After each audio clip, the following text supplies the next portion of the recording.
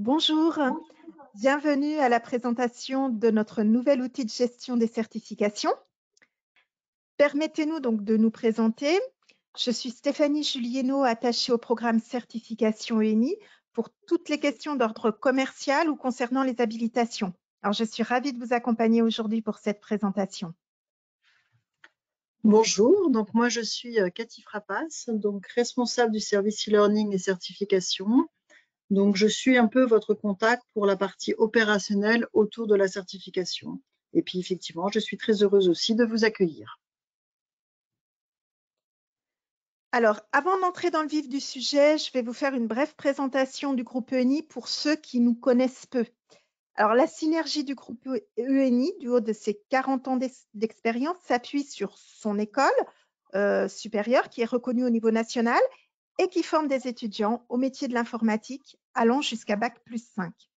Puis sa maison d'édition, bien sûr, avec une production 100% en interne qui s'appuie sur une communauté de plus de 500 experts et une équipe éditoriale conséquente. Alors, en tant qu'éditeur, nous proposons une richesse de contenu avec différentes offres, des solutions de blend learning, avec plus particulièrement une solution d'e-formation basée sur une technologie unique qui est de se former par la pratique, avec une offre de tutorat. Et puis la proposition d'outils pédagogiques pour accompagner vos stagiaires et vos équipes pédagogiques avec des supports de cours imprimés ou dématérialisés, des livres, une bibliothèque numérique. Et ENI est également concepteur de vidéos de formation. Alors, bien entendu, on trouvera également la certification. Alors, quels sont nos domaines d'expertise? Eh bien, nous retrouvons tout d'abord les grandes familles IT pour les e-formations et les certifications, celle du développement d'applications, de la sécurité, alors ethical hacking par exemple, du cloud, de la virtualisation, des systèmes et réseaux, de la data, tout ce qui touche le big data et les données, et la gestion, BI et le marketing. Alors, les autres grandes familles, eh bien, tout tournera autour de la bureautique, du web et puis, bien entendu, de la PAO.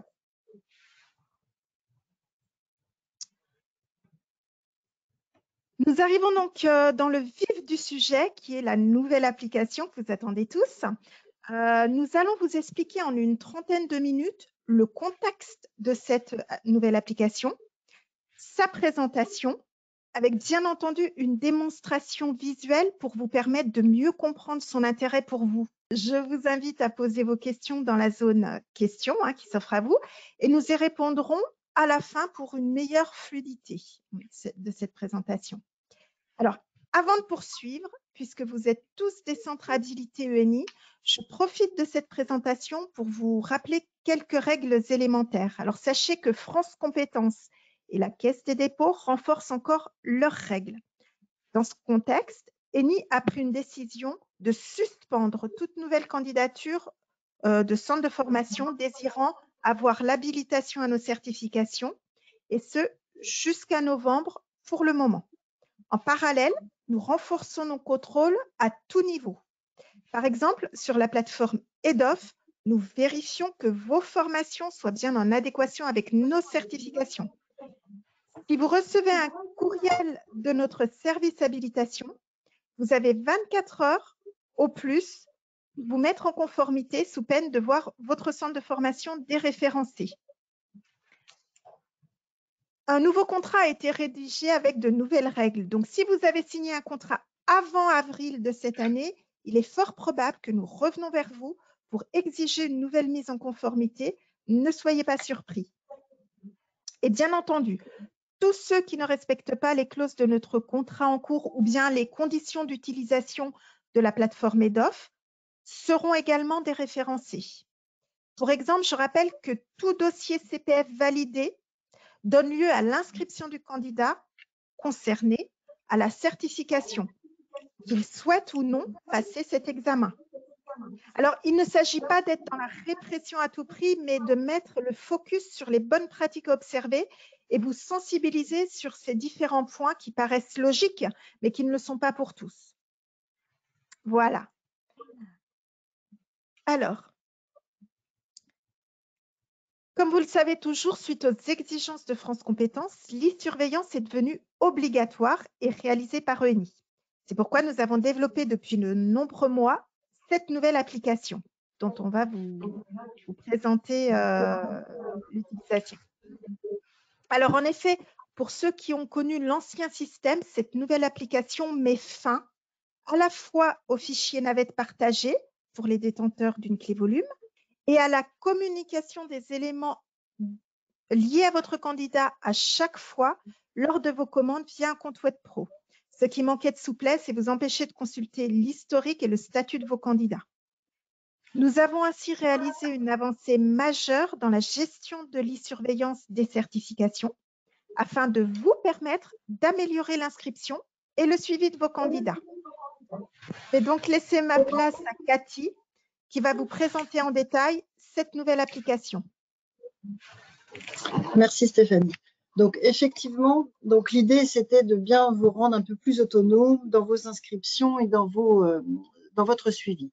Donc la première étape, ça sera effectivement d'inscrire vos candidats à une session d'examen en mode e-surveillance, d'accord, où nous on assurera la partie e-surveillance aussi, et puis en même temps de pouvoir suivre tout simplement vos demandes. Où est-ce que votre candidat en est? Est-ce qu'il a déjà passé sa certif ou pas?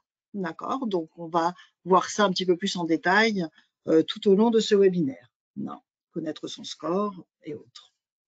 Nous sommes sur une première version. Donc cette version, elle va s'enrichir. Au cours des prochains mois, il y aura forcément des nouveautés, d'accord, dans l'application. Donc on ne manquera pas de revenir vers vous pour vous indiquer ces nouveautés, d'accord. Et puis on actualisera le guide en conséquence. Non. Donc déjà, dans un premier temps, comment on va accéder à l'application? Comment vous avez accédé?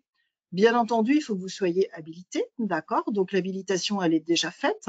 Donc à la suite de ça, notre service reçoit, nous, un petit mail pour nous dire que vous êtes habilité et on vous envoie un mail avec une explication et un petit guide d'utilisation.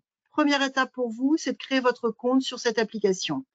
On préconise un compte par utilisateur pour que vous ayez chacun vos droits et ça sera beaucoup plus simple. Au départ, vous aurez un accès limité, c'est-à-dire vous n'aurez que juste un seul menu. Une fois que vous avez créé votre compte, vous nous informez par mail à l'adresse toujours montuteur@eni.fr pour nous confirmer la création de votre compte en nous rappelant votre nom, votre prénom, votre adresse mail et votre société. Alors là, par contre, si vous aviez créé plusieurs comptes, je veux bien un seul mail, il n'y a pas de souci. D'accord? Et nous, on ira relier votre compte à votre société pour vous donner, bien entendu, l'accès, l'intégralité des fonctions de l'application du moment. Voilà. Donc ça, c'est les 5 étapes, on va dire. Déjà, dans un premier temps, pour pouvoir accéder à l'application. Avant d'accéder à l'application et que je vous montre dans la réalité, je vais refaire un petit focus sur des choses très, très importantes qui sont aussi des règles qui ont été mises en place par les outils de certification. Première chose, c'est que quand vous allez inscrire votre candidat, je vous invite à bien avoir avec vous le nom, le prénom, l'adresse mail, le numéro de téléphone est facultatif, mais vous pourrez le mettre dans l'application, d'avoir avec vous le nom de la certification et la version, d'accord, parce que c'est des éléments que vous allez avoir besoin, et que vous avez convenu avec lui de sa période d'examen, d'accord, c'est-à-dire que vous allez l'inscrire en connaissance de cause avec lui pour lui dire, bah voilà, vous allez bientôt pouvoir passer votre examen, vous êtes d'accord pour le 15 octobre? Et bien, dans ces cas-là, vous ferez votre inscription. La notion de demande, la demande, c'est quoi? C'est une demande, un examen pour un candidat, d'accord? C'est-à-dire que vous allez pouvoir inscrire votre candidat et pourra avoir accès à plusieurs examens, mais ça sera forcément une demande.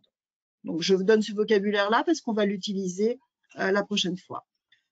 L'email est très important, de soigner bien cet email, il doit être unique et il est non modifiable. Pourquoi? Parce que l'email va servir d'identifiant à la connexion. C'est-à-dire que quand vous allez créer votre candidat, ça va déjà lui créer son espace de certification, c'est-à-dire son espace d'examen, dans un premier temps effectivement vierge, mais c'est très important. Donc, je vous invite à vérifier vos dossiers parce qu'on a le cas souvent, on ne prend pas une adresse de famille, chacun doit avoir sa propre adresse.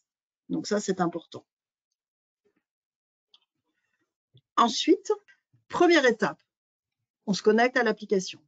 On peut créer la fiche candidat tout de suite. On verra par la suite que dans la pratique, moi, je la crée au moment de la demande d'examen. Maintenant, je vais vous montrer. On crée la demande d'examen, donc ça relie un candidat à un examen. Et ensuite, l'étape suivante, ça sera de créer la session d'examen, c'est-à-dire qu'on va attribuer un code d'examen, on appelle ça un numéro de voucher, un code d'activation, à cette demande. Et c'est ça qui va faire que votre candidat va être invité. La première session d'examen, elle dure 15 jours et renouvelable 2 fois. D'accord? C'est-à-dire que votre candidat va avoir 15 jours pour passer son examen quand il veut. Le matin, le soir, à minuit s'il veut, peu importe. Il le passe quand il veut. D'accord?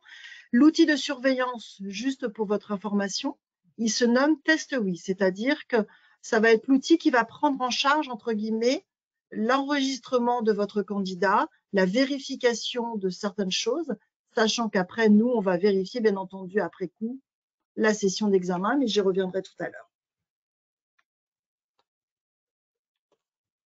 Donc, on va passer effectivement directement à la démonstration parce que ça sera plus facile, effectivement, de comprendre dans la réalité. Donc, j'espère que vous me suivez bien. Donc, je monte mon écran. Alors, donc la première fois que vous vous connectez, entre guillemets, à l'application Surveillance ENI, vous arrivez sur ce tableau de bord. Alors, quand c'est la première fois, vous n'aurez que le tableau de bord, c'est-à-dire que vous n'aurez pas le menu candidat et demande. Donc, si c'est votre cas, ça veut dire que vous ne nous avez pas fait le petit mail ou on ne l'a pas encore traité pour vous donner tous les droits et d'avoir accès au candidat et à la demande. Pour l'instant, au niveau du tableau de bord, j'y reviendrai tout à l'heure, mais je ne vais pas en parler maintenant exprès. À droite complètement de l'application, vous avez la possibilité aussi de vous déconnecter, bien entendu, quand vous ne voulez pas rester connecté à un moment donné, et vous avez le nom de l'utilisateur. Donc, si je vais voir la partie candidat. Donc, la partie candidat, c'est là que je vais pouvoir, entre guillemets, saisir mes candidats. Donc, ici, vous voyez, quand on est dans candidat, c'est-à-dire quand on arrive sur, on va dire, les menus, vous avez les menus qui apparaissent en jaune. D'accord? Ça vous donne au survol le nom du menu. Donc là, on est bien dans le menu gestion des candidats. Vous avez déjà là une liste, effectivement, de candidats. Et puis la possibilité, bien entendu, de rechercher le nom. Donc, si vous l'avez déjà saisi, vous allez pouvoir le retrouver, bien entendu, à ce niveau-là. Si le candidat, vous ne l'avez pas saisi en règle générale, vous avez ce bouton-là qui vous permet effectivement d'ajouter votre candidat. Et c'est là que je vous invite, bien entendu, à avoir avec vous tous les éléments, parce qu'au moment où vous allez saisir, ça sera plus agréable d'avoir effectivement tous vos éléments. D'accord?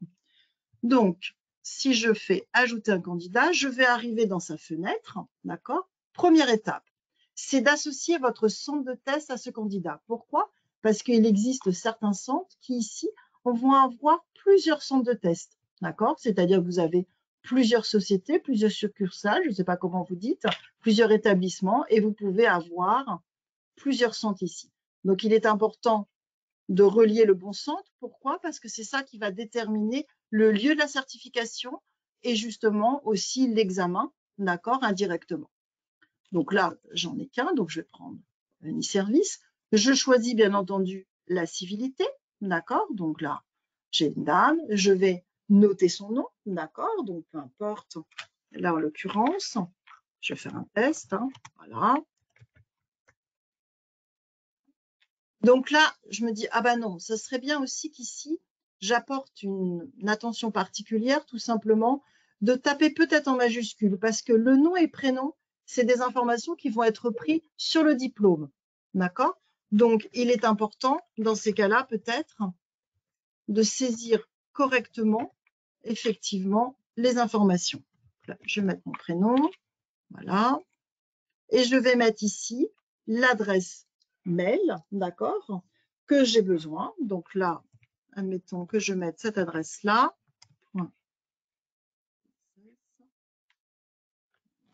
J'ai utilisé, donc je vais la reprendre dans ma liste là. Le numéro de téléphone, je le mets. À partir du moment où je vais ici bien vérifier, je revérifie le nom, le prénom, l'adresse mail est correcte, mon numéro de téléphone aussi. Je vais faire ajouter. Là, à partir de ce moment-là, c'est là qu'on va créer, entre guillemets, l'espace du candidat. Donc, on vérifie bien auparavant. À partir du moment où je vais ajouter, alors, il me dit qu'il existe déjà, vous voyez. Donc, comme je n'ai pas vérifié auparavant, il me dit qu'il existe déjà. J'ai un petit message en bas qui me dit que mon candidat, il est déjà créé. Il n'y a pas de souci, d'accord? Donc, je ne peux pas le créer 2 fois auparavant. Donc là, je vais refermer et je vais le retrouver après, d'accord? Donc, si je reprends mon petit frappage de tout à l'heure, je vais l'avoir ici. Je peux faire une recherche et je peux retrouver mon test de tout à l'heure avec la même adresse mail. Donc ça, c'est important. D'accord? L'adresse mail va vous servir d'identifiant. Si je veux faire ma demande, ici, je viens faire ici ma demande. Donc là, j'étais dans mes candidats, je viens dans demande. Là aussi, je vous expliquerai après comment on va trier les demandes, mais là, je vais ajouter une demande. Première étape, c'est soit je choisis mon candidat dans ma liste, d'accord? Soit tout simplement, je vais le saisir. Donc, c'est pour ça que je disais tout à l'heure, si je ne suis pas passé par candidat et que je passe par demande pour le saisir, ça ne pose aucun problème, puisque là, je retrouve exactement la même chose que tout à l'heure. D'accord? Donc, je referme ma demande, juste pour vous montrer. Si je veux le choisir dans ma liste, bien entendu, moi, je vous invite à, dans ces cas-là, saisir son nom, parce que c'est souvent le plus facile, hein, ou peut-être, pourquoi pas, l'adresse mail. Et là, dans ces cas-là, l'idée, c'est je sélectionne et je choisis ce candidat. D'accord? Donc, moi, je vais prendre, par exemple, celui-là, que j'avais déjà créé tout à l'heure. Voilà, le test CATIF, Rapace. Voilà, ENI, l'adresse mail que je voulais. Je le choisis. Donc, j'arrive dans mon cadre candidat où je ne peux modifier ici, pour l'instant, que le numéro de téléphone. Je vais passer à choisir la certification. La demande consiste à, je prends mon candidat et je choisis une certification. Si le cadre est trop grand, ici, vous avez la possibilité de le réduire, soit en cliquant directement dans son titre, c'est-à-dire sélection candidat, ou complètement à droite, vous avez un petit symbole comme un signe supérieur qui vous permet de réduire, d'accord, ce cadre. Et comme ça, vous voyez un petit peu mieux ce que vous allez faire, c'est-à-dire l'étape 2, de choisir la certification. Donc là, j'arrive, vous voyez, dans le cadre de certification qui est encadré, hein, tout simplement. Donc, soit c'est une certification technique, et auquel cas, je viens ici choisir éventuellement mes certifications techniques. Je vous rappelle que toutes ne sont pas éligibles au CPF, d'accord, hein, pour l'instant, nous avons le SQL, mais là, ce n'est pas forcément le cas. Donc, pour vos dossiers, c'est différent. Et si c'est une certif bureautique, vous pouvez bien entendu laisser bureautique ici aussi et choisir ici. Par exemple, je vais mettre, allez, PowerPoint. Voilà. Donc là, je vais commencer à saisir. Vous n'êtes pas obligé de saisir complètement. Vous aurez toujours ce petit symbole d'entonnoir un petit peu barré quand vous avez filtré, d'accord? Et pour PowerPoint, je vais aussi pouvoir filtrer par rapport à sa version. Pourquoi? Parce qu'aujourd'hui, vous pouvez avoir 2 examens. Je vous montre, si je filtre sur 2016, vous voyez, j'ai 2 lignes. J'ai une ligne classique et une ligne où il y a marqué entre parenthèses tiers-temps. Donc, cette ligne-là, elle est réservée pour des candidats qui sont en situation de handicap.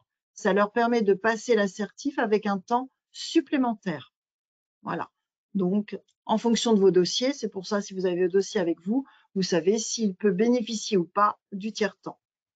Donc là, mon candidat ne bénéficie pas du tiers-temps, donc je sélectionne toujours. Alors, c'est toujours le même principe. Je sélectionne et je choisis cette certification. Donc, automatiquement, dans mon cadre de certification, j'ai bien le nom, la version que j'ai choisie, le nom d'examen, voilà. Je peux aussi réduire, bien entendu, ce cadre pour passer à la 3e étape, information demande. Alors, la 3e étape, ça va consister à votre candidat, il doit passer sa certification, mais par contre, il n'est pas prêt maintenant, pour X raisons. Vous avez convenu avec lui qu'il passe sa certification pas avant le 1er octobre. Dans ces cas-là, je vous invite à mettre ici, c'est juste à titre indicatif, le 1er octobre. Pourquoi? Parce que ça vous permettra de trier toutes vos demandes pour savoir quand est-ce que vous allez pouvoir générer le voucher.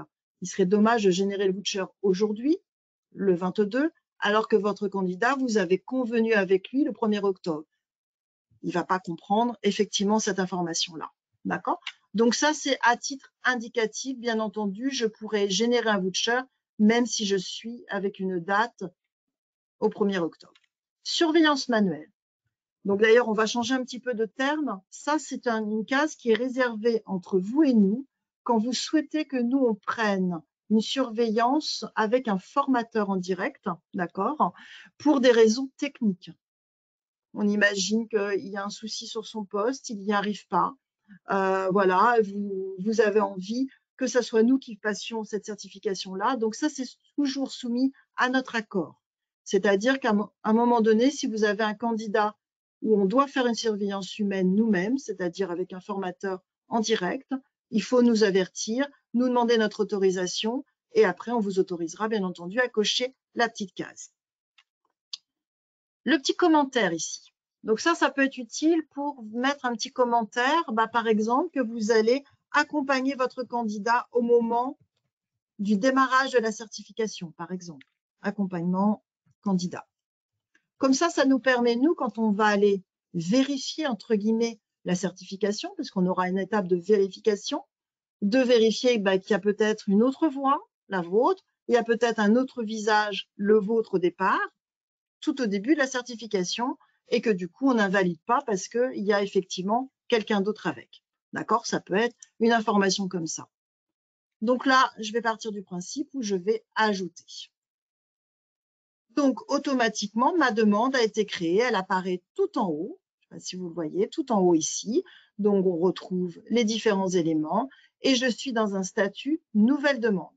Pour l'instant, il ne s'est rien passé au niveau de votre candidat. C'est-à-dire, pour l'instant, il n'est pas invité à passer. D'accord? Il a simplement, vous avez créé entre guillemets la demande. D'accord? Donc, je vais revenir du coup dans le tableau de bord pour voir un petit peu aussi l'impact dans le tableau de bord. Le matin, quand vous arrivez ici, sur votre tableau de bord, donc je me mets un petit peu plus en haut, j'ai là en l'occurrence 3 nouvelles demandes. Ça veut dire quoi? Ça veut dire que j'ai 3 demandes qui ont été faites où je n'ai pas encore généré de voucher, c'est-à-dire que les candidats ne sont pas invités à passer leur certification. Donc là, ça peut vous permettre de venir ici, d'aller filtrer directement. Donc, vous voyez qu'ici, vous avez une petite loupe avec voir les demandes. Ça va nous permettre d'accéder à demande ici en mode filtré. Vous voyez, donc là, j'ai mes 3 demandes que j'avais bien entendu en attente. D'accord? Là, je vais partir du principe que mon candidat, il est prêt. Ça y est. Voilà, je veux, entre guillemets, commander mon voucher ou en tous les cas, je veux pouvoir qu'il passe son examen. D'accord? Donc, à partir du moment où vous êtes dans la bonne situation, je suis sur la ligne. Alors, vous voyez qu'au survol, les couleurs changent un petit peu. D'accord? Et là, je vais pouvoir aller ajouter un voucher. Je sélectionne pour le mieux le voir et j'ajoute un voucher. Vous voyez, tant que je n'avais pas sélectionné, mon petit bouton voucher n'était pas actif. D'accord? Donc, je sélectionne la demande et j'ajoute mon voucher. Donc là, je vais redonner la parole un petit peu à Stéphanie pour qu'elle vous explique un petit peu la notion de voucher et la façon dont vous commandez. Alors, effectivement, je vous rappelle que vous avez 2 modes d'achat qui s'offrent à vous. Alors, ce n'est pas l'un ou l'autre, ça peut être l'un et l'autre suivant votre dossier. Donc, il y a la possibilité de commander en ligne via votre compte web pro en vous connectant sur notre site marchand. Vous allez rechercher le coupon, enfin l'examen qu'il vous faut, par exemple Excel 2019, vous le mettez dans votre panier, vous validez votre commande et là, vous recevez dans votre boîte mail le récapitulatif de votre commande avec en pièce jointe ce fameux numéro de voucher et c'est celui-ci que vous reporterez ici dans l'application. Soit vous commandez en volume et à partir de là, on vous avez demandé un devis que vous avez validé. Dès que vous validez votre devis, on va créer ce qu'on appelle une clé volume. Donc, c'est une clé virtuelle qui aura un code. Et par contre, ce code viendra s'afficher ici directement et systématiquement, vous saurez combien vous avez d'examens. Alors là, du coup, ce n'est plus Excel 2019, mais bien un portefeuille d'examens en bureautique, par exemple, si c'est une clé volume bureautique. Et lorsque vous utilisez cette clé volume, en fait, vous pouvez inscrire un candidat pour Excel 2019, pour Word 2010, enfin, peu importe l'examen. Ça concerne bien un portefeuille d'examen valide pendant 1 an. Je reviens aussi sur le coupon d'examen que vous commandez à l'unité. Lui, il est valide 90 jours, hein, puisqu'on me pose souvent la question. Voilà. Donc, effectivement, merci Stéphanie. Soit vous avez votre clé volume et vous allez cliquer sur ici « Générer un voucher » et démarrer la session. Donc, ça provoque de générer un code d'examen et en même temps, ça lance le mail à votre candidat pour lui dire bah, « ça y est, votre examen est disponible ». Soit vous l'avez vers vous le voucher parce que vous avez acheté sur le web et dans ces cas-là, vous irez le saisir ici. D'accord? Et là, la même chose. Par contre, il faut bien qu'il soit en adéquation avec le nom de l'examen que vous avez mis. C'est-à-dire, je ne peux pas mettre un numéro de voucher pour Excel et avoir fait une demande, bien entendu, pour PowerPoint. D'accord? Et aussi, si c'était un technique aussi, ça ne marcherait pas, vous auriez un message d'erreur. D'accord? Donc là, moi, je vais partir du principe que je vais faire par rapport à ma clé volume ici. Donc, je vais faire générer un voucher et démarrer une session. Donc, les 3 petits points me disent qu'il est en train de travailler. J'ai une petite barre verte en bas qui me dit que la génération et l'assignation du voucher, c'est bien effectué. Et si je vais rechercher ma demande, parce que là, du coup, comme j'étais filtrée, ben, je ne la vois plus ma demande puisque j'étais en nouvelle demande. Donc, je peux venir ici dans mon statut, chercher plutôt certification en cours ou carrément enlever mon filtre, hein, bien entendu. Et je vais retrouver ma demande de tout à l'heure avec la certification en cours, avec ici le numéro de voucher qui a été généré, la date de début de session et la date de fin de session. D'accord? Avec le petit commentaire que j'avais mis tout à l'heure, accompagnement candidat.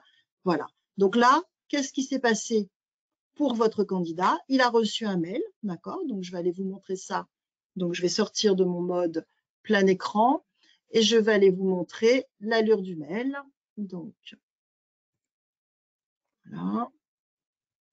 Alors, le temps, j'actualise parce que du coup, voilà. Donc là, vous voyez, vous avez par le biais l'adresse support de l'outil de surveillance d'examen. Donc là, bienvenue sur votre espace. Donc, je vais juste ouvrir pour vous montrer un petit peu. Mais ça, vous allez retrouver aussi tous les mails qu'on envoie dans le guide client qu'on vous a fait. Vous retrouvez aussi à la fin les différents mails qu'on envoie et l'allure générale pour que ça soit plus facile pour vous. D'accord? Mais là, je vous montre. Donc, vous retrouvez notre petit logo et retrouve effectivement Testory, le nom, voilà. Et puis ici, la première étape, on lui demande de prendre connaissance du guide. C'est-à-dire, c'est ce guide-là qui va lui permettre, en fin de compte, d'accéder à la certification parce qu'il a des choses à faire avant d'accéder à son espace de certification. Et ce qui est très important, c'est qu'ici, il a aussi ses identifiants. D'accord? Pour se connecter après par la suite, une fois qu'il aura téléchargé l'outil de surveillance, il pourra effectivement utiliser ça, ce petit code-là, son adresse mail et le code là, d'accord, pour pouvoir s'identifier après sur la plateforme. Je vais repartir de là. Si tu veux bien. Une fois que la certif est en cours, il a 15 jours pour la passer, d'accord? Donc, il va recevoir 5 jours avant la fin de date de session un mail de relance de notre part. Il lui dit, bah, vous n'avez encore pas passé votre examen, n'oubliez pas de le passer, d'accord? Du coup, ça va provoquer quelque chose, ça va mettre la demande en alerte.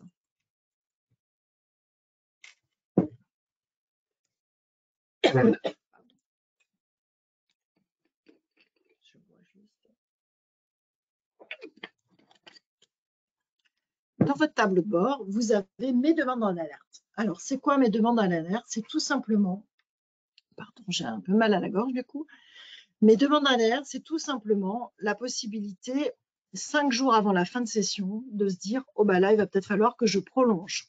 D'accord? Donc, d'office, vos demandes passent en rose et dans votre tableau de bord, vous avez toutes vos demandes. Si je clique ici, je vais arriver en filtrant sur toutes les demandes en cours avec des dates de fin de session proches. D'accord? Donc, le matin, vos demandes sont ici en alerte. Nous aussi, de notre côté, vos propres demandes, dans notre tableau de bord à nous, sont aussi en alerte. Ça veut dire que nous aussi, on peut prolonger votre session sans attendre votre demande de prolongation de session. Je m'explique, c'est-à-dire qu'ici, quand je suis arrivée à la fin de ma session, 5 jours avant, un mail part au candidat, ça met la demande en rose, en alerte, et nous, sur notre tableau de bord, on a la possibilité de cliquer sur un bouton qui s'appelle prolongation. Vous n'avez pas encore ce bouton-là, vous avez juste la possibilité de demander une prolongation. Là, je me suis mis dans une interface comme pour vous. Donc, ça veut dire qu'une demande qui est en alerte, vous pouvez nous demander une prolongation. Mais vous pouvez aussi nous demander une demande de prolongation parce que tout simplement, vous avez eu votre candidat auparavant et il vous a dit, bah non, ça ne va pas être possible de passer ma certification dans les 15 jours là qu'on avait fixés. Dans ces cas-là, vous nous faites une demande de prolongation. Donc, dans votre tableau de bord, ça va apparaître ici, mes demandes de prolongation. Nous, dans le nôtre, on va avoir la demande, d'accord? Donc, vous n'avez pas besoin de nous faire de mail pour nous demander. Et nous, on va prolonger, d'accord? Donc, on va avoir la même étape. C'est-à-dire que votre tableau de bord et le nôtre va être bien entendu commun. Et il suffira que nous, on filtre pour arriver sur votre propre demande de prolongation. Donc, quand on fait une demande de prolongation ou quand on prolonge, on va prolonger pour une deuxième session de 15 jours. Donc, ça veut dire que quand on a prolongé, il y a encore un nouveau mail qui va partir à votre candidat pour lui dire que sa session elle a été prolongée, mais qu'il faut quand même qu'il passe son examen. D'accord? Donc, il va avoir un troisième mail. D'accord? Et 5 jours avant la date de fin de la deuxième session, il aura encore un autre mail. Ça veut dire que sur une période d'1 mois, il va avoir eu 4 mails de notre part pour passer sa certification. D'accord? Vous, de votre côté, vous pouvez aussi nous demander des fois de relancer le mail. Mais là, par contre, pour l'instant, il faudra que vous nous demandiez ça par mail à montuteur@eni.fr. Je vous invite toujours à nous envoyer un mail pour qu'on puisse garder trace de votre demande plutôt que de nous appeler en direct. D'accord? Parce que d'abord, je travaille avec plusieurs collègues et puis en fonction de qui est au service, c'est plus facile et ça garde la trace en même temps de votre demande. Donc, montuteur@eni.fr, c'est une adresse à ne pas oublier. Non. On peut prolonger encore une troisième fois et là, on aura une session de 30 jours aussi. D'accord? Du coup, on peut aussi prolonger. On a un nouveau petit bouton ici qui est aussi affiché uniquement mes demandes en alerte, qui permet d'afficher toutes les demandes qui sont en alerte par rapport à votre compte. Moi, j'en ai pas, a priori. Bon, voilà. J'en ai certainement d'une autre manière, mais pas de cette façon-là. Donc, on a ce petit bouton-là qui nous permet aussi de le faire quand on a des demandes qui sont roses, ce qui n'est pas mon cas.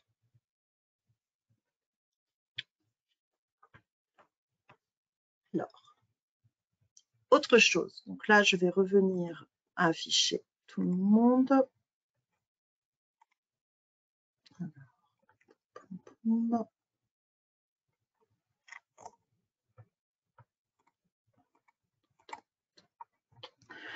Alors, vous avez aussi la possibilité d'exporter, entre guillemets, ce tableau des demandes. Alors, l'export, c'est un fichier que vous allez pouvoir, bien entendu, ouvrir par la suite sur Excel.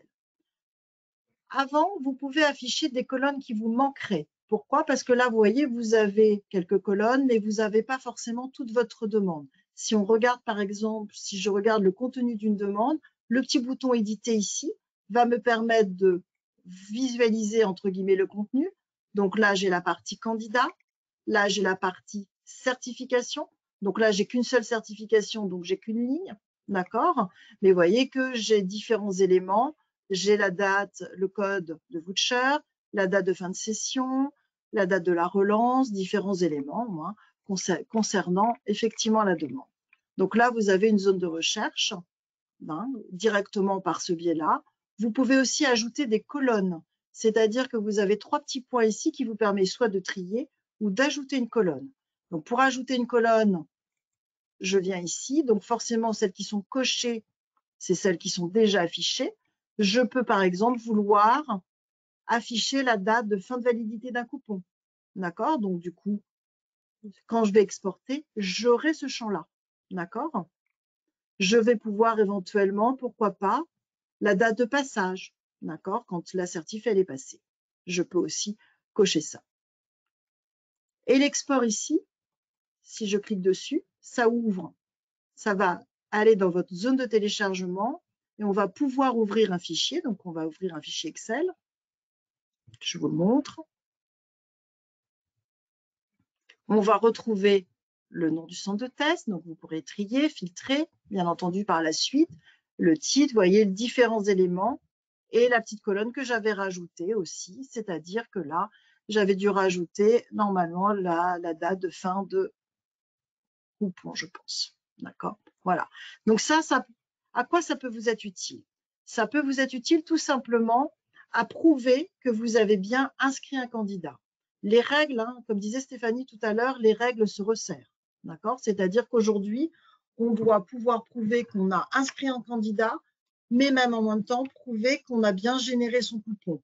Donc, il faut, même si un candidat refuse, il faut aller jusqu'à la génération du coupon et après, effectivement, s'il refuse de son passage, vous gardez bien la trace de son refus, mais en même temps, vous pourrez toujours prouver que vous l'avez bien inscrit, que vous aviez bien un code d'activation pour lui, d'accord, et que vous l'avez inscrit sur une session de telle date à telle date. Et ça, dans votre fichier Excel, ça va vous permettre effectivement de voir les choses, d'accord? On va partir du principe que la certification, elle est passée. Donc, du coup, le statut suivant sera à corriger. Donc ça, c'est pour nous. C'est-à-dire que nous, sur notre console de tableau de bord, on a aussi un statut à corriger qui va nous permettre d'aller voir véritablement où on en est à la demande, si tout s'est bien passé, et la valider ou l'invalider. D'accord? Donc ça, c'est fait humainement. C'est-à-dire qu'à un moment donné, il y a un surveillant qui va aller vérifier la demande de Gaëtan, enfin pas la demande, hein, mais la certification de Gaëtan pour voir si effectivement sa certification est correcte, s'il a bien présenté sa pièce d'identité, s'il a fait tous les contrôles nécessaires. Donc je vous montre juste un petit peu la console qui va nous permettre justement de vérifier. Je n'ai pas forcément pris Gaëtan, là je suis partie du principe que je me suis connectée directement. Donc je vais retrouver le nom de la personne, c'est juste à titre indicatif que je vous montre ça, bien entendu. Je peux vérifier la pièce d'identité, c'est-à-dire que là, j'ai le nom, prénom. Donc, si je regarde, je vais aller vérifier que la pièce d'identité, elle est correcte, elle est conforme. Soit je la valide directement, soit j'ai un petit doute, je vois pas très bien, je la vois pas complète. Je peux faire soupçonner et du coup, ça veut dire que je reviendrai faire une petite enquête dessus, d'accord? Ou je peux refuser aussi parce que je m'aperçois que le nom présenté ici et la photo ne correspondent pas. Par exemple, c'est un nom de femme et moi j'attends un homme par rapport au dossier que vous avez fait. Donc là aussi, il faut faire très attention. Nous maintenant, on va contrôler aussi beaucoup ça de façon, on ne peut pas prendre le CPF de monsieur pour madame. Donc ça, c'est pas possible, d'accord? Et du coup, il y aura forcément des contrôles. Ça, c'est le premier contrôle. La pièce d'identité, elle est bonne, elle est conforme, je la valide. Après, notre deuxième contrôle à nous, c'est d'aller vérifier la personne, son environnement. D'accord? Donc, son environnement, il est de deux ordres. À un moment donné, dans l'application, on va lui demander de vérifier son bureau, de vérifier, vous voyez que là, il y a quelqu'un, d'accord? Là, ici.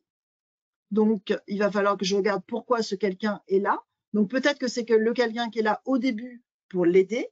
Donc, ça, on va accepter. Mais si c'est quelqu'un-là, comme là, je le vois encore ici, d'accord? Donc, j'ai la possibilité d'aller ouvrir la galerie et d'aller voir si j'ai un seul visage tout du long. Alors, je vais vous faire l'impasse de tout ça, hein. Mais en même temps, je vais pouvoir aller vérifier là. Et si j'estime qu'il y a plusieurs visages tout au long de la certification, on refusera effectivement la certification.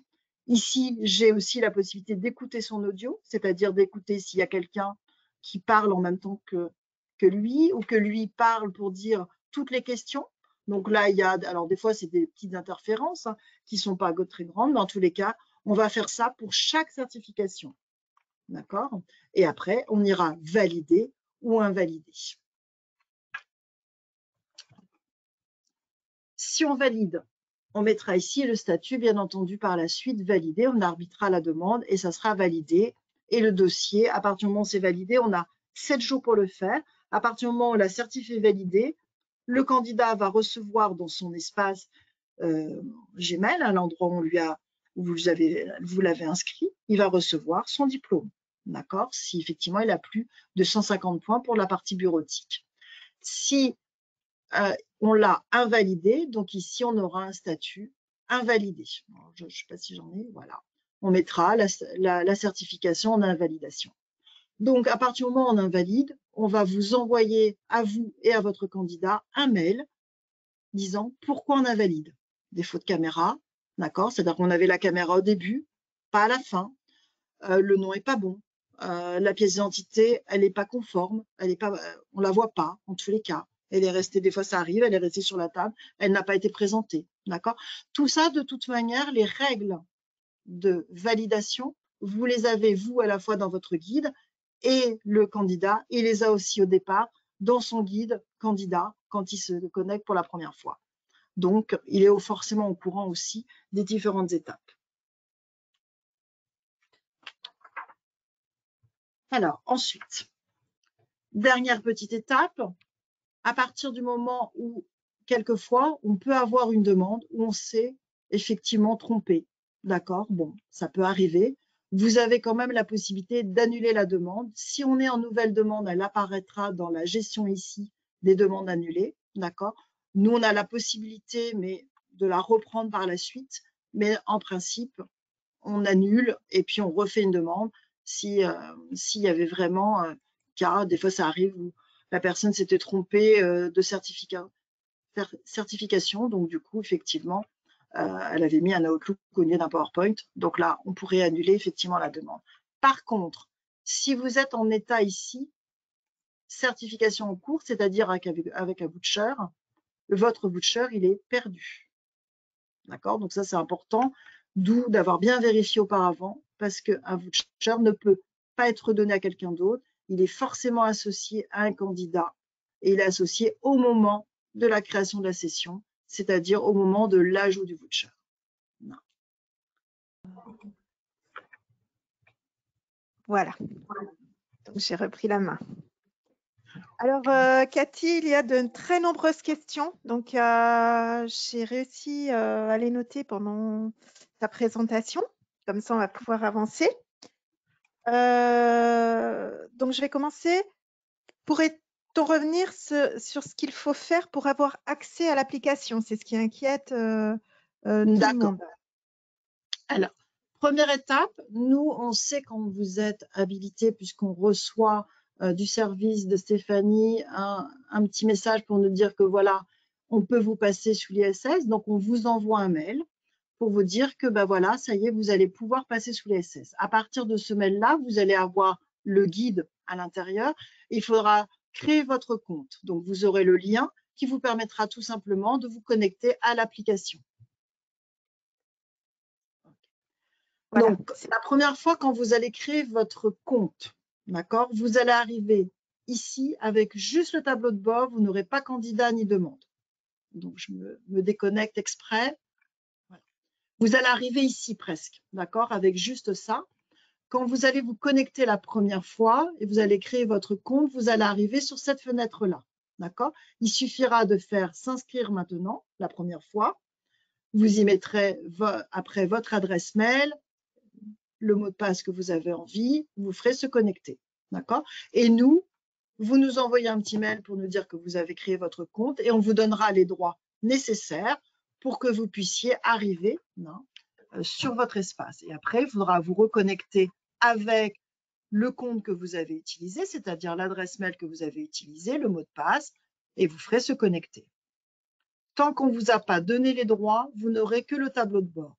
À partir du moment où je vous donne les droits, vous aurez droit à candidat et à demande. Et là, vous pouvez dès à présent faire vos certifications, ajouter vos candidats, faire vos demandes. Est-ce que je suis claire? Je pense. Alors, la question qui suit, c'est en fait quand cette application sera disponible? Puisque là, en fait, il y a déjà des centres, tous ceux qui étaient sur clé volume avec une nouvelle clé ont eu accès à cette application hein, depuis cet été. Oui, on a Euh, commencé progressivement. Mhm. voilà. Et donc, ça va se poursuivre là dès maintenant. Oui, ça va Donc, s'intensifier. C'est-à-dire que nous, on va regarder un petit peu vos commandes aussi et on va vous faire peut-être des propositions. Si vous, bien entendu, vous voulez passer tout de suite et vous avez une clé volume qui est en cours, jusqu'à présent, on a fonctionné un peu comme ça. C'est-à-dire que la clé volume étant terminée, on basculait une nouvelle clé, on bascule directement sur surveillance ENI. Là, vous avez peut-être déjà encore du volume sur l'autre. Bah, tant pis, on peut basculer. De toute manière, l'idée, c'est que vous basculiez le plus rapidement possible pour que vous soyez, vous, le plus autonome possible. D'accord? Donc là, on a commencé à prendre des contacts avec vous. D'accord? Maintenant, bien entendu, suite à ce webinaire, vous pouvez aussi nous faire un petit mail pour nous dire, bah, ça y est, moi, j'aimerais bien passer maintenant, je ne vais pas attendre que ma clé soit terminée. Et si on vérifiera, bien entendu, et si vous êtes dans le cadre de l'habilitation et que tout est bon au niveau de votre dossier, eh ben, on vous enverra le premier mail pour créer votre compte. Et puis après, la démarche, elle sera la même que ce que je vous ai expliqué tout à l'heure. et peut-être même chose aussi pour ceux qui passent les commandes par le compte Web Pro. Si vous souhaitez vraiment passer rapidement, n'hésitez pas à revenir vers nous de la même manière. Et Voilà. donc, il n'y a pas de souci. Alors, j'avais une autre question auquel je vais répondre en même temps. Cette nouvelle procédure remplace ou vient en complément de la procédure actuelle? Alors, bien entendu, non. Elle remplace vraiment les anciennes méthodes d'inscription. Donc, on ne parlera plus du fichier navette. Il n'y aura plus besoin non plus de noter les éléments liés à votre candidat lorsque vous passerez vos commandes par le site. Puis elle remplace aussi pour avoir qu'un seul système en même temps pour vous. D'accord? Parce que Voilà. là, vous ne pouvez pas retrouver vos anciens candidats qui sont passés dans l'ancien système. Non, C'était la c'est question vraiment deux choses suivante. différentes. Voilà, C'était pardon. la question suivante. Donc, effectivement, comme vous l'aurez compris, ce système n'est pas rétroactif. Vous trouverez les candidats qu'à partir du moment où vous les inscrivez sur cette nouvelle application. Voilà. Par contre, vous retrouverez bien tous les candidats qui ont passé l'examen dans votre compte administrateur. Et bientôt, d'ailleurs, il y aura un lien entre cette application, je crois, et le compte administrateur. Ça Oui, fait partie ça fait partie des... des évolutions. Voilà, on va travailler sur les évolutions du tableau de bord. Là, aujourd'hui, il est un petit peu brut, d'accord? On a envie effectivement de vous rendre autonome aussi et d'avoir que vous ayez vos liens directs sur les différentes applications et notamment sur l'espace de certification pour aller ressortir un diplôme, pour aller être plus autonome aussi par rapport à ça. Donc, il va y avoir des évolutions. Alors, une question pour toi, Cathy. Où trouver le guide client dont tu as Alors, parlé tout à l'heure? le guide client va vous être envoyé, bien entendu, quand vous créez votre compte, d'accord? Mais aussi, à l'issue du webinaire, on va le mettre sur un espace partagé et vous pourrez aussi le récupérer à ce niveau-là. Parce que comme du coup, on a envie de faire aussi beaucoup de modifications et d'évolutions, ça nous permettra de maintenir un guide toujours à jour. Bien entendu, on vous l'envoie à la première connexion, on vous l'envoie et à la deuxième aussi, on vous le renvoie au cas où. Donc, vous allez l'avoir dans un premier temps par mail. Mais l'idée, c'est qu'on puisse vous donner un espace. D'ailleurs, j'ai eu beaucoup de questions par rapport à l'enregistrement du webinaire d'aujourd'hui. J'ai fait un petit chat, mais je ne sais pas si tout le monde l'a vu. Sachez que nous allons envoyer cette présentation à tous les participants. Hein. Donc, vous allez le recevoir, vous allez pouvoir le regarder à tête reposée tranquillement chez vous. Voilà. J'avais d'autres questions qui concernaient les délais entre l'inscription et la convocation, en fait, entre l'inscription et le moment où le candidat peut Aucun. passer son examen. Alors, c'est vraiment aucun parce qu'à partir du moment où vous avez généré le voucher, vous avez vu tout à l'heure, quand je suis allée générer mon voucher, automatiquement, je vous ai montré comment ça se passait dans mon espace Gmail, hein, là en l'occurrence, et j'ai reçu le mail tout de suite. D'accord? C'est-à-dire qu'il n'y a pas de délai. Le délai, il se passe si vous avez fait votre demande et que vous n'avez toujours pas ajouté votre voucher. Voilà, là, le délai, effectivement, c'est vous qui déclenchez l'ajout du voucher par rapport au fait que vous ayez eu votre candidat il est prêt. Bon, ben voilà, on va pouvoir générer l'invitation. Donc, vous générez votre voucher et vous générez en même temps l'invitation, vous faites les deux. Et lui reçoit immédiatement sa messagerie. Alors, des fois, ça pourrait être spammé par contre, hein, donc toujours quand même vérifier avec lui que ça n'aille pas dans ses spams ou dans ses promotions en fonction de, effectivement, de sa messagerie. Alors ensuite, j'ai une question sur les dates d'examen.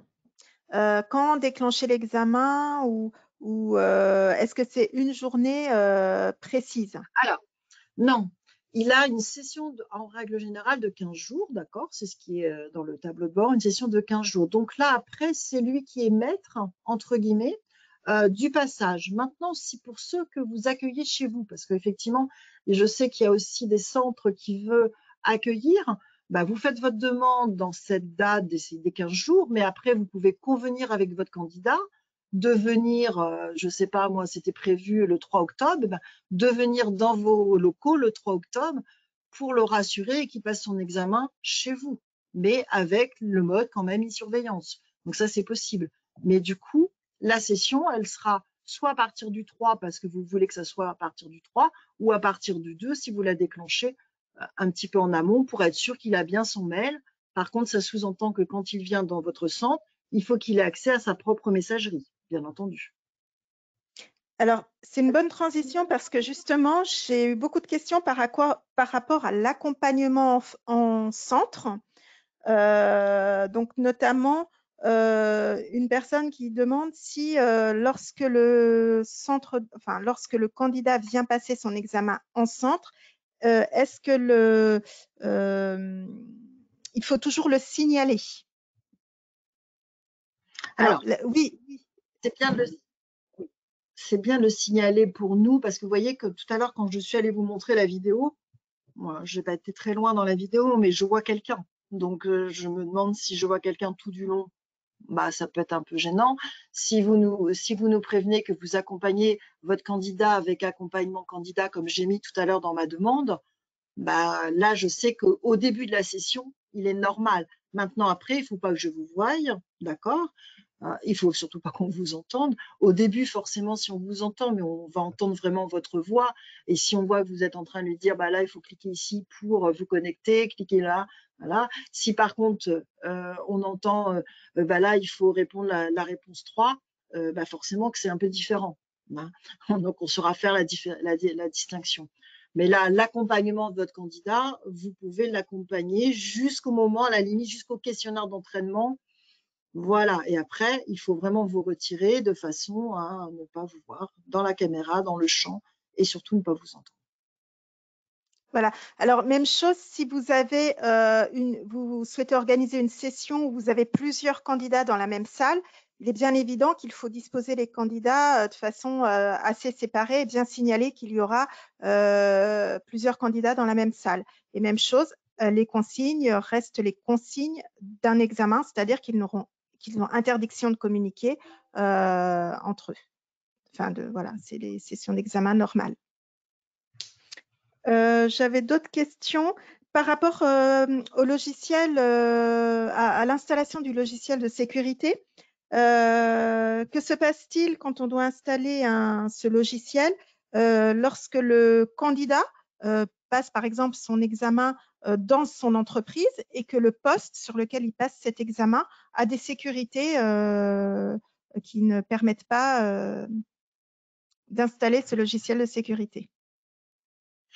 Alors, s'il y a le moindre souci, dans un premier temps, c'est un mail à montuteur@eini.fr pour nous dire que là, il y a un souci de sécurité, si possible avec une impression écran pour nous montrer à quel endroit ça peut bloquer, de façon que nous, on puisse effectivement voir comment on peut dépanner.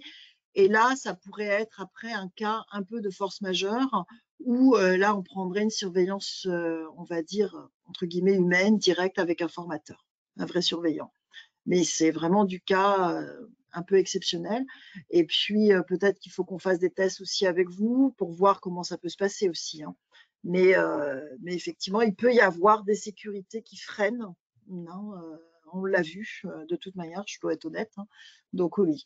Donc mail, impression écran, pour qu'on puisse voir à quel endroit, parce que des fois c'est juste la zone de téléchargement. Donc je veux voir le navigateur, je veux voir aussi l'environnement général. Donc vraiment le plus grand possible de l'imprimé écran, pas uniquement le message d'erreur.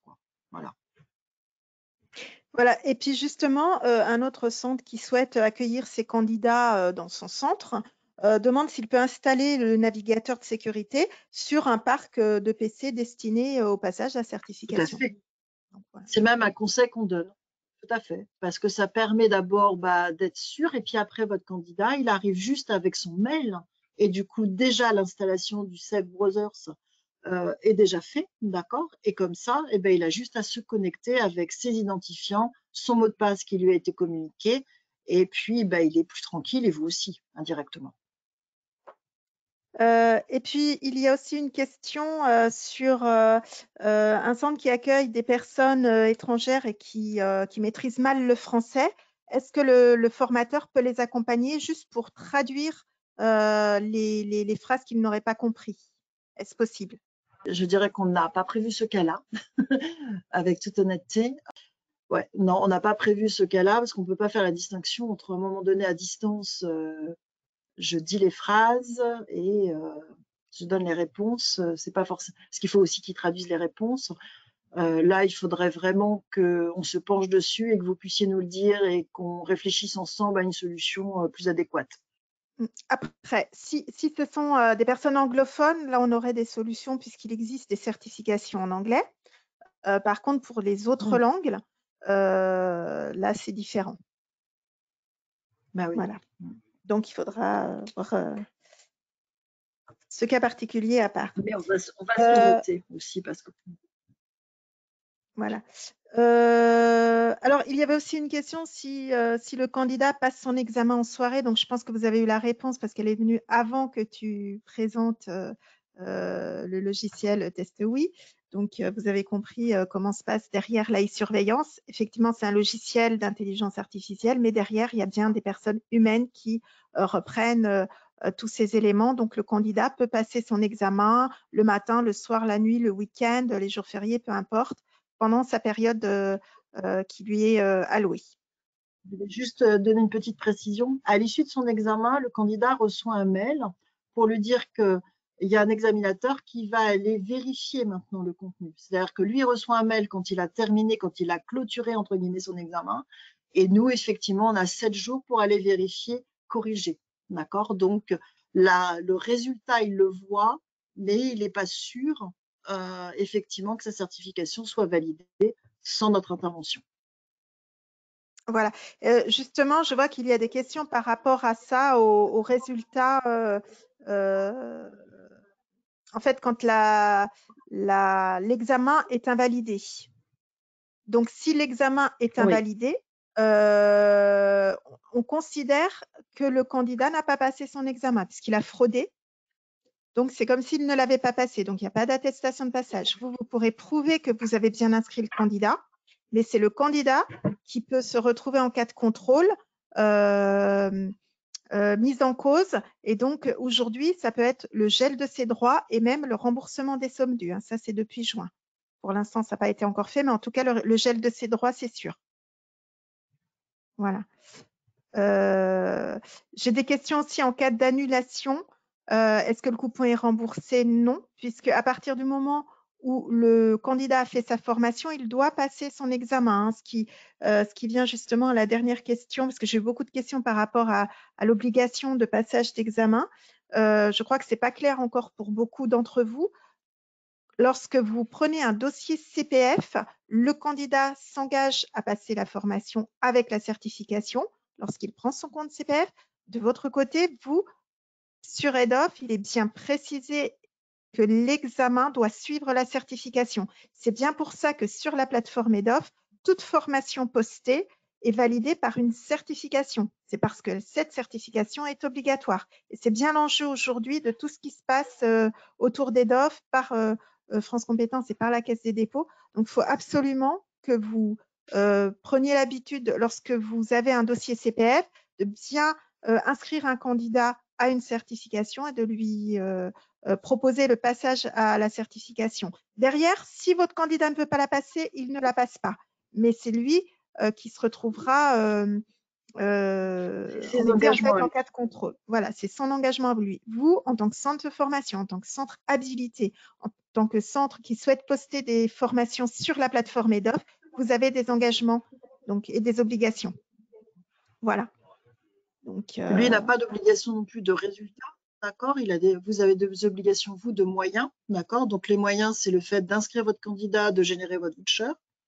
Après, les résultats en lui-même, même s'il n'a pas le score escompté et qu'il n'a pas les 150 points pour avoir son diplôme, ça c'est encore différent. C'est ça qu'il faut lui faire comprendre, c'est que c'est un examen, mais en même temps, ça lui permet de vérifier ses compétences, de vérifier à un moment donné où il en est par rapport à son apprentissage. Et effectivement, s'il repasse peut-être que dans un mois, bah forcément qu'il aura quelque chose de différent. Et c'est ça aussi qu'il faut peut-être démystifier avec eux, parce que examen fait peur au final. Et puis, voyez ça comme une sanction. C'est pas une sanction. D'accord. Il y a une question pertinente là qu'on n'avait pas encore eue. Combien de temps les informations sont-elles stockées sur l'application? Donc déjà par rapport à la certification, à la surveillance, on est obligé de garder 30 jours les dossiers, d'accord. C'est-à-dire que sur la partie, on va dire, test oui, de vérification de pièces d'identité et tout ça, ça doit rester 30 jours et après, on n'a plus le droit de les garder, on n'a pas besoin, on doit pouvoir prouver à ce moment-là. Pour l'instant, sur effectivement l'application surveillance ENI, on n'a pas encore mis ces règles-là, d'accord, parce qu'on va falloir quand même qu'on puisse archiver à un moment donné et puis que vous puissiez avoir des solutions d'export aussi pour vous, parce que vous avez besoin de garder peut-être ces traces plus longtemps. Hein. Donc ça, on va dire que c'est un travail qu'on est en train de faire, d'accord, de savoir quand est-ce qu'on garde les éléments. Parce qu'en fin de compte, ce qu'il faut comprendre, c'est que l'application surveillance ENI, elle ne garde rien en elle-même, elle va simplement se brancher sur l'outil de surveillance, soit sur l'outil de certification, c'est-à-dire l'endroit où vous avez vos coupons et vous retrouvez vos résultats, et l'espace de certification. C'est-à-dire que là, on n'a qu'une interface, ce n'est pas une base de données derrière, c'est juste une interface qui va travailler avec différents applicatifs de notre groupe. Non. Alors, je pense que la question portait aussi sur les résultats, en fait. Dans l'application fait d'administration, combien de temps le centre a accès aux éléments, c'est-à-dire de voir que son candidat a bien passé. Voilà, au résultat. Je ne pense pas qu'il y ait d'archivage sur les résultats, voilà. mais ça, je pense. Moi, je pense pas, mais c'est une question qu'on peut peut-être poser, puis qu'on vous redonnera comme réponse par la suite, parce que je pense que c'est minimum 3 ans, puisque les contrôles peuvent se faire sur 3 ans. Donc 3 ans aussi, comme ça de mémoire, mais effectivement. En tout cas, pour le moment, il n'y a pas d'archivage, donc vous pouvez retrouver. Autant sur cette nouvelle application, ce n'est pas rétroactif, vous ne verrez que l'historique des candidats que vous aurez inscrits à partir du moment où vous avez accès à cette application. Par contre, je reprécise parce que j'ai vu encore d'autres questions par rapport à ça. Dans votre compte administrateur, vous avez bien l'historique de tous les candidats qui ont passé l'examen. Donc ça, vous pourrez retrouver, vous pourrez récupérer effectivement ces éléments. Je vous montre juste ça. Cet espace-là où vous avez votre identifiant, votre mot de passe, d'accord. Et c'est ce compte-là où vous avez à voir tous les résultats de vos certifications.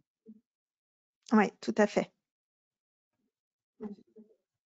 Voilà, alors je regarde s'il y a…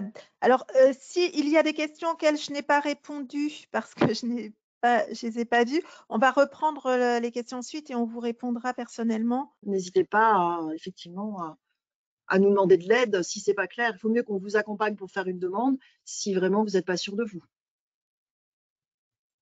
Oui, excuse-moi Cathy, je vois qu'il y a une autre question qui est arrivée, qui est importante aussi. C'est en cas où le candidat rencontre des soucis techniques. Les soucis techniques, ça va dépendre à quel niveau, effectivement. De toute manière, un mail à montuteur@eni.fr avec le maximum d'informations pour qu'on puisse savoir si c'est tout au début, D'accord? Est-ce que c'est vraiment parce qu'il n'arrive pas à installer le logiciel? Est-ce que c'est au milieu de sa certification pour qu'on puisse justement déterminer qui peut intervenir? Parce qu'aujourd'hui, il y a tellement d'acteurs possibles que nous, c'est compliqué des fois, quelquefois, de savoir à quel endroit. Non. Des fois, c'est tout simplement parce qu'il n'a pas reçu son mail. Voilà, c'est des petites choses comme ça. Donc, c'est déjà dans un premier temps, il donne bien son nom, son prénom, le centre où il a fait la formation, hein, tout simplement, et puis une impression écran de façon qu'on puisse l'accompagner le plus rapidement possible et déterminer qui nous pouvons contacter pour voir d'où vient le problème. Non. Nous sommes en train de réfléchir aussi à une mise en place d'un support par rapport à tout ça aussi. Non. Voilà. Et si une question par rapport aussi au matériel. Alors effectivement, on peut passer la certification sur un ordinateur fixe, tout comme sur un PC portable. Pour l'instant, les Mac, on met un petit bémol, c'est ça? Ou ça Oui, dépend des… alors là, les équipes de développement et de test, oui, hein, et les nôtres sont en train de travailler. Il y a un petit souci avec le navigateur, les fenêtres du navigateur du Mac. Donc, du coup, là, ils sont en train de développer quelque chose. Donc, on a des difficultés au niveau des Mac, mais par contre, pour le reste, ça fonctionne sur un PC, sur un poste fixe. Il faut une caméra sur un PC fixe. C'est des fois ça qui pourrait poser problème. Non. Voilà, après, il y a des caméras Voilà. nomades. Et voilà, c'est des caméras externes. Voilà. Par contre, il faut effectivement et un système audio et une webcam, un PC, une connexion Internet. Pas de tablette, pas de téléphone pour passer son examen. Non. Puis, sincèrement, on peut pas passer un examen sur un téléphone ni sur une tablette. Il faut pouvoir, dans l'application en elle-même, on a, je pense surtout au logiciel bureautique, hein. C'est pas que des QCM, donc il faut faire des actions dans le logiciel, donc il faut quand même être confortable aussi. Non.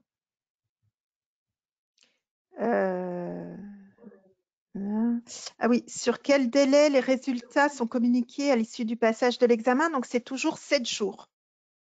C'est 7 Voilà, jours. au bout de 7 jours. Voilà. Voilà. On a 7 jours pour invalider, donc indirectement, voilà. On a 7 jours pour aller contrôler la vidéo et avertir. Ah oui, puis une dernière question importante aussi par rapport aux personnes en situation de handicap. Alors en fait, quand vous commandez l'examen, pour une personne en situation de handicap, vous ne devez pas commander par le compte Web Pro. C'est le seul cas où là, on vous oblige à faire une demande de devis pour avoir une clé volume, même pour un examen. Parce que dans le cas d'un candidat en situation de handicap, vous pouvez nous commander une clé volume pour un examen.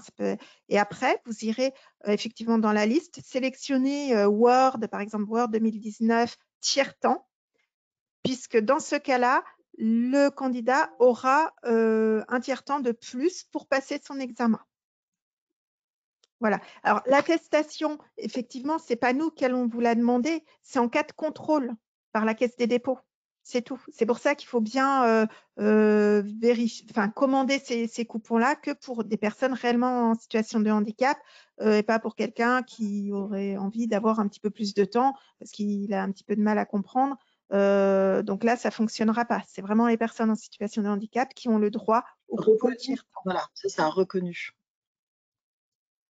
Et puis, n'hésitez pas à revenir vers nous. Et là, je réponds juste à une dernière. Bien, test oui remplace manage exam. On est bien d'accord. D'accord. Et du coup, plus de méthode d'inscription, ancienne inscription dans ces cas-là. Oui, et la durée des examens, je vois qu'il y a encore une question par rapport à ça, elle est toujours la même, hein. C'est toujours 1 heure pour les examens en bureautique. Et puis après, pour les examens techniques, IT, eh bien, ça va dépendre du titre. Donc là, il faut se référer à l'espace certification. Donc, vous allez bien sur le site certification, là où vous vous connectez en tant qu'administrateur. Il y a vraiment les référentiels de chaque examen et il y a les temps, les durées de chaque examen, hein. Donc, n'hésitez pas à vous connecter sur sur ce site. Voilà. C'est le site sur lequel vous vous connectez en tant qu'administrateur. Alors, après, je pense qu'on va reprendre de toute façon toutes les questions et on va essayer d'y répondre. On vous répondra par mail parce que là, je vois que l'heure tourne et je pense que beaucoup ont envie de partir déjeuner. Donc, en tous les cas, on vous remercie de votre participation à cette présentation et puis j'étais ravie de la faire accompagnée de Cathy. Moi aussi, tout à fait. Merci aussi pour le temps que vous nous avez accordé. On va se quitter là et puis pour tous ceux qui ont d'autres questions, n'hésitez pas à revenir vers nous. Je vous remercie en tous les cas, je vous souhaite un bon appétit.